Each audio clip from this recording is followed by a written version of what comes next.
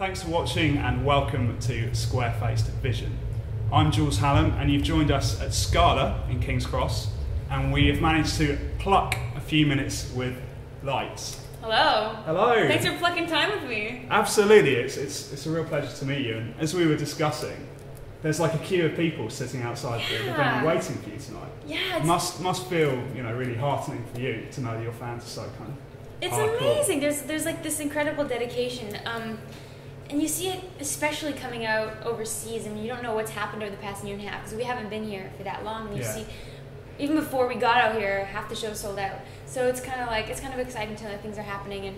And I was surprised by a group of Canadian fans that flew over to come to all the shows here. A fan from Germany flew in, and someone from Belgium's here tonight. So you see people coming from all over, and Absolutely. It feels good. With Siberia, you've gone for a grittier, heavier approach, which must be a lot of fun to play live if it's a bit looser. Very, very fun. And I mean, good observation on the loose. I mean, bringing, I don't know if I can say Holy F's whole name on your program or not, but don't hold back. Say what you want. The collaboration with Holy Fuck was great because they did bring this grit to it, and they brought. We collaborated in a way that's different than I normally write, and it's good to be able to chameleon yourself into different writing situations. What we did was we jammed on lots of keyboards and like electronic stuff, so you're getting this juxtaposition of electronic instruments, but it's alive.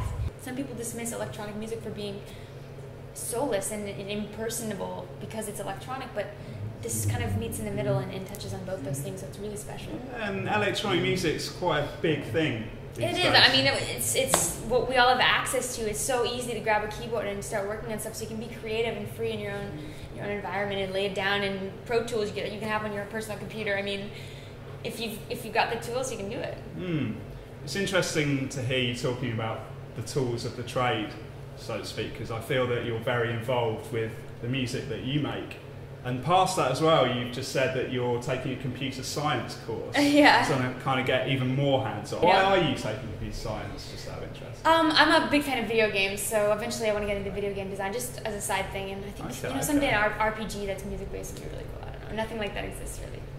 Interesting you say that. I was on your Facebook earlier, and there's a picture on there, the wrong answer link, which the most recent painting. Yeah. It's very impactful. It seems to convey a lot of emotion. Thank you. Well, it's kind of loosely based on this sort of, I'm not sure if you saw the lyric video for Everybody Breaks Glass, but it was all illustrated by myself, and it was this kind of almost film noir murder mystery type. Reminded me of Sin City. Yeah, very much. So you saw it. That's awesome. So it's kind of like in that vein where it can be up for interpretation in a lot of ways, but that's the beauty of any art, right? You look at the painting and you don't know what she's having her conversation, and she's shedding tears. Is it happy? It's just very much up to the interpreter, and that's how my music is too. I mean, I have what I write it about, but you don't do too specific so that people can all relate to it, and that's what makes it exciting and clingable.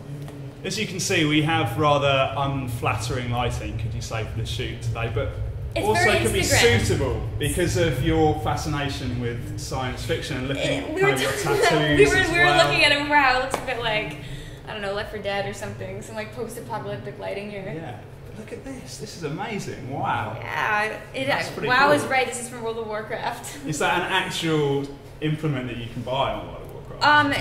It's an implement, but you can't buy it. Unfortunately, it's bind and equip. So you basically have to kill Kael'thas, which is a boss from like a past expansion. But it was what I consider to be the most beautiful weapon in the game. That's raiding, right? Yeah.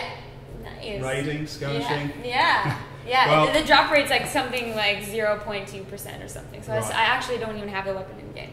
But yeah. I need to do something about that. Surely, if you're my guild has been rating it. We've been rating it for like 2 years now, and still hasn't dropped. Yeah. Talking about dedicated fans, there was a fan who was in Japan at the time and knew that I was a fan of this weapon. It's called the Twin Blade of the Phoenix. So we had a wooden replica made for me and sent to me. So yeah, I have it in my house, and I do collect weapons at home, so it's definitely one of my favorites. Do you ever wield it on stage? If you're I wouldn't put it in at risk. Put in that position. It's too valuable. Yeah, of course. You wouldn't want to lose something that's been so carefully crafted by a fan. I know. Warcraft has been really good about, we spent this whole time talking about WoW, but yeah, they've been really good about making it easy for all different types of players. And players like me, you now can queue for raids, so you don't have to pull one together, and you can do a boss at a time. But yeah, it's hard for me to play for long periods of time. God, you're such a fabulous ambassador for the project. You better be getting some money from the publishers. I'm not Blizzard. Well, I think that they need to do something about this, right? I mean, I'm sold. I want to start playing it right now. It's a great game, but you know what's really great about it is that it's a platform to communicate with your listeners in a virtual environment, which I think is just so cool. Talking about music, they can ask you questions. I mean, for example, yesterday we played in Manchester, and the day before that I was on Warcraft talking to someone that was coming to the show. And then I saw him the next day, he's like, yeah, I was talking to you on WoW yesterday, and it's just it's a great way to interact, you know?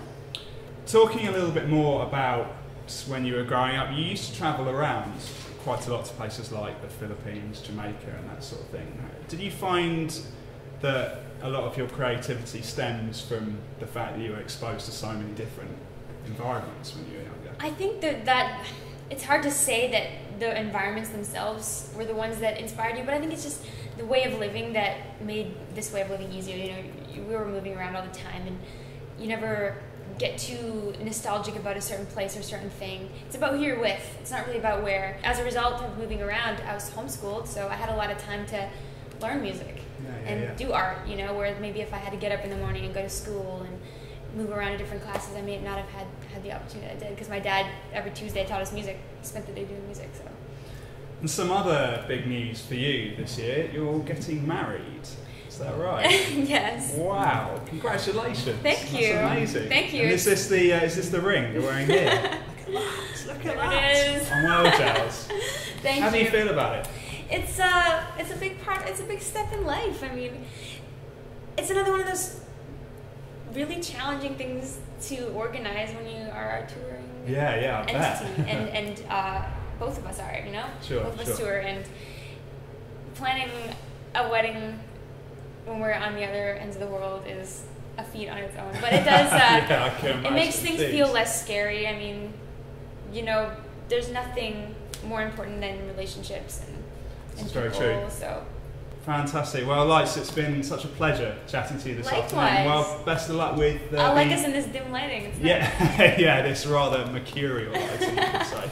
But yeah, best of luck with the American tour and thank you so getting much. married as well. Cheers.